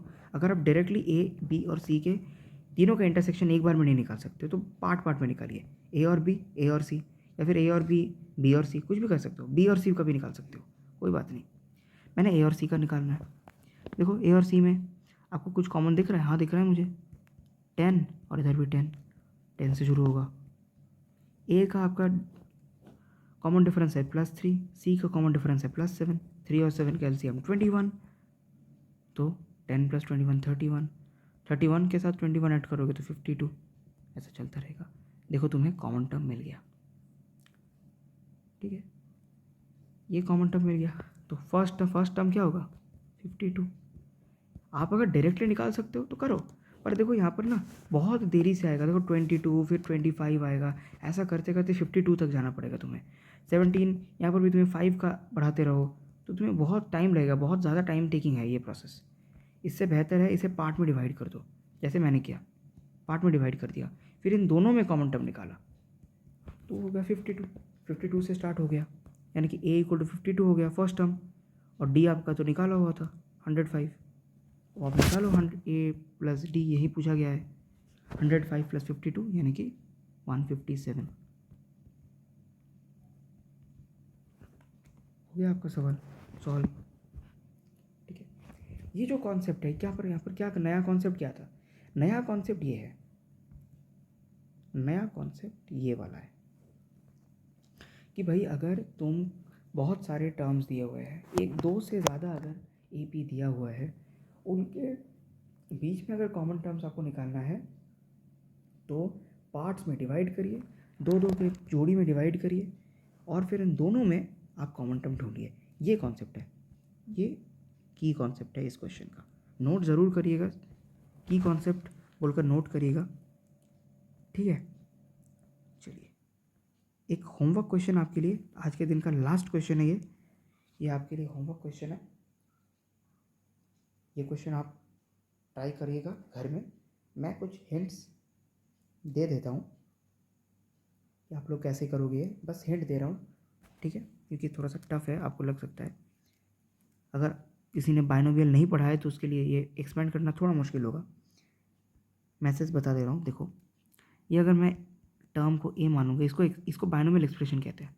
आप इसको अगर एक्सपेंड करोगे ना तो उसका एक वैल्यू होता है, बाइनोमियल फार्मूला होता है उसका, बाइनोमियल एक्सप्रेशन, उसमें आप डालोगे फार्मूला, तो उसका a+b⁴n उसका एक फार्मूला होता है, वो अगर आप डालोगे तो उससे आपको निकल जाएगा। वो हम एक्सपेंड करके आपको दे रहे हैं, बस एक्सपेंड ही करेंगे आपके लिए, बाकी आपको सॉल्व करना है। नंबर ऑफ डिस्टिंक्ट टर्म्स ढूंढना है। ए जो होगा आपका x⁴ + x⁴ + x⁴ ऐसा चलता रहेगा, x⁴ प्लस ऐसा चलता रहेगा अप टू x⁴ 300। 300 क्यों भाई? देखो 1 है, इसका मैक्सिमम पावर 300 तक जाएगा, 1 इंटू 300 मैक्सिमम पावर। वैसे बी क्या हो जाएगा, वहीं x⁻0 से ही स्टार्ट होगा, प्लस एक्स स्क्वायर हो जाएगा क्योंकि एक्स स्क्वायर ही है वहाँ पर, x⁴ होगा, ऐसा चलता रहेगा अप टू x⁴ 2 इंटू 200 यानी कि 400। बाइनोमियल पढ़े होंगे तो ये तो आसानी से समझ आ रहा होगा। बाइनोमियल जो लोग नहीं पढ़े हैं, सीक्वेंस सीरीज में आया है डायरेक्टली, उनके लिए मैं ये करवा रहा हूँ। x0 plus x3 plus x6 up to x450 power में आया है। देखो अब तीनों को जब ऐड करोगे तो x0 plus x⁴ plus x⁴ यानी कि 3 आ गया आपका।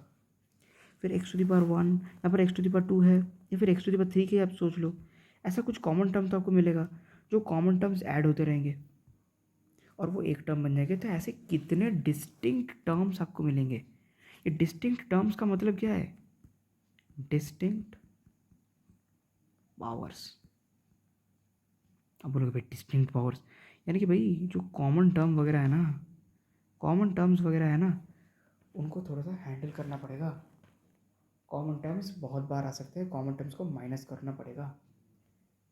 क्या करना पड़ रहा है यहाँ पर, डिस्टिंक्ट पावर्स, डिस्टिंक्ट टर्म्स या फिर डिस्टिंक्ट पावर्स कैसे निकालोगे भाई, वहीं जो पिछले बार में किया, या तो वो टर्म ए में रहेगा, या तो वो बी में रहेगा, या तो वो सी में रहेगा। इसे हम क्या कहते हैं, A union B union C, sets में तो पढ़ा ही होगा। A union B union C का फॉर्मूला क्या होता है, सॉरी, इस फॉर्मूला को अगर आपको अप्लाई करना है तो आपको ए अलग से निकालना होगा, ए में कितने टर्म्स है, n of A, n of B निकालना होगा, एन ऑफ फिर सी निकालना होगा। ये कैसे निकालेंगे, देखिए ए पी है, 0 हो गया, फिर 1 हो गया, 2 हो गया, 3 हो गया, अप टू 300 गया है, 0 फिर 2 फिर 4, ये ए पी चल रहा है ना पावर्स में। वैसे यहाँ पर भी 0 3 6 पावर में 450 तक ए पी चल रहा है। तो वैसे आपको भी यहाँ से निकालना होगा, ए पी लगाकर नंबर ऑफ़ टर्म्स निकालना होगा, तीनों में कितने हैं। फिर ए इंटरसेक्शन बी, उसके कितने टर्म्स है, ए इंटरसेक्शन सी के कितने टर्म्स है। ए इंटरसेक्शन सी का मतलब कॉमन टर्म्स, जो आपके कॉमन टर्म्स है ए और बी में, वो क्या है, ए और सी में क्या क्या है। और फिर A intersection B intersection C भी निकालना होगा। क्या मानो तीनों को आपने निकाला, तीनों को ऐड कर दिया, आप यहाँ पर आपको n of B intersection C भी निकालना होगा। आपने मानो तीनों को ऐड कर दिया, फिर क्या होगा भाई, फिर पता लगा कि इसको आपने बहुत बार सब्ट्रैक्ट कर दिया। देखो एक बार समझा रहा हूँ, फार्मूला को समझा दूँ, क्योंकि ये तो निकाल ही लोगे, A intersection B, A intersection C, B intersection C, ये तीनों का कॉमन टर्म्स वो मैंने पिछले क्वेश्चन में, जो प्रीवियस क्वेश्चन था उसी में आपको समझाया कि इन दोनों का इस्तेमाल कर आप इसे निकाल सकते हो। और ये तीनों तो आप ए पी का इस्तेमाल कर निकाल सकते हो, ए पी। वैसे मैं ये वाला फार्मूला आपको एक बार एक्सप्लेन कर देता हूँ। देखो वेन डायग्राम में दोस्त वही सेम कॉन्सेप्ट है। मानो ये ए है, ये बी है और ये सी है। तुम्हें बोला गया है A union B union C, यानी कि इसी एरिया में, ए बी सी के एरिया में कोई भी एक जगह ए और बी और सी। तो भाई आपको तो लगेगा कि यार कुछ भी नहीं है, ये तो ए प्लस बी प्लस सी है। पर जब तुम ए प्लस बी प्लस सी करोगे तो तुमने ये वाला पार्ट जो तुम्हारा ए इंटरसेक्शन बी है, वो वाला पार्ट तुमने ए में भी बताया और बी में भी बताया, यानी कि तुमने 2 बार बता दिया। तो तुम्हें सब्ट्रैक्ट करना होगा ए इंटरसेक्शन बी को। यहीं उसी तरह से ए इंटरसेक्शन सी को भी तुमने 2 बार बता दिया ए और सी में, तुम्हें उसे भी एक बार सब्ट्रैक्ट करना होगा, एक ही बार सब्ट्रैक्ट करना होगा। बी और इंटरसेक्शन सी को भी एक बार सब्ट्रैक्ट करना होगा, क्योंकि तुमने उसे भी 2 बार इंक्लूड कर लिया है, बी और सी दोनों में ही इंक्लूड कर लिया। बी इंटरसेक्शन सी को सब्ट्रैक्ट करोगे। पर ध्यान रहे, ए इंटरसेक्शन बी कौन सा वाला एरिया है भाई, सिर्फ ये वाला एरिया नहीं भाई, ये वाला एरिया भी तो है। ए इंटरसेक्शन सी कौन सा एरिया है, ये वाला एरिया है टोटल। बी इंटरसेक्शन सी कौन सा एरिया है? ये वाला एरिया। यानी कि भाई ये जो एरिया है ना, ये जो एरिया है ये वाला तुमने 3 बार सब्ट्रैक्ट कर दिया है भाई। कुछ तो रहम करो। 3 बार सब्ट्रैक्ट कर दिया तुमने। इस एरिया को 3 टाइम्स ऐड किया था। देखो 3 टाइम्स ऐड किया था। 3 टाइम्स तुमने A intersection B intersection C को ऐड किया था, और फिर इन तीनों में तुमने इसे 3 टाइम्स सब्ट्रैक्ट भी कर दिया, A intersection B intersection C. तो तुमने तो A intersection B intersection C को इंक्लूड ही नहीं किया। तो इसके लिए इन सब टर्म्स के साथ साथ एक बार आपको ऐड भी करना होगा plus of A intersection B intersection C. A union B में क्या था? A plus B minus of A intersection B. ठीक है, पर यहाँ पर क्या हो गया, कॉन्सेप्ट समझ आ गया ना कि तीनों को ऐड किया, उन तीनों के कॉमन टर्म्स कॉमन पार्ट्स 2 बार आज आ गए थे, इसीलिए उनको एक एक बार सब्ट्रैक्ट किया। पर जैसे ही सब्ट्रैक्ट किया तो उन तीनों के कॉमन पार्ट्स जो थे वो तीनों बार सब्ट्रैक्ट हो गए और तीनों बार ऐड भी हुए थे। यानी कि वो बचे ही नहीं, वो बिल्कुल भी हट गए। इसीलिए उसे एक बार ऐड करके, ये सब्ट्रैक्ट नहीं होगा, ये वाला ऐड है। ठीक है, ये वाला इंपॉर्टेंट है। देखो प्लस होगा, ये निकालोगे तो इससे वैल्यू मिल जाएगा। ठीक है, फिर अगले लेक्चर में हम लोग सम ऑफ एन टर्म्स तक पढ़ेंगे। तब तक के लिए थैंक यू, और मैं आगे और भी वीडियोस अपलोड करता रहूँगा। Thank you and have a great day. All the best for your future.